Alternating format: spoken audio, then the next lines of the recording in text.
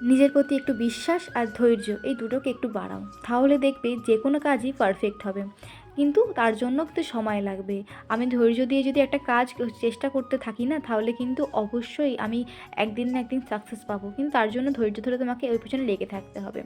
যেমন হচ্ছে আমার এই কেকটাই আমি পারলে 4 ঘন্টার জায়গায় 2 ঘন্টায় করে দিতে পারতাম। কিন্তু আমি চেয়েছিলাম যে দিদি যেরকম চেয়েছে, যেই কালার চেয়েছে, ঠিক যেরকমটা চেয়েছে আমি সেরকমটাই করব। সেক্ষেত্রে আমার 4 ঘন্টা লেগে গেছে, কিন্তু সময় লাগুক, কিন্তু দিদির যে কেকটা পছন্দ হয়েছে, সে কেকটায় যে এত সুন্দর রিভিউ দিয়েছে, আমার তাতে বেশি ভালো লেগেছে।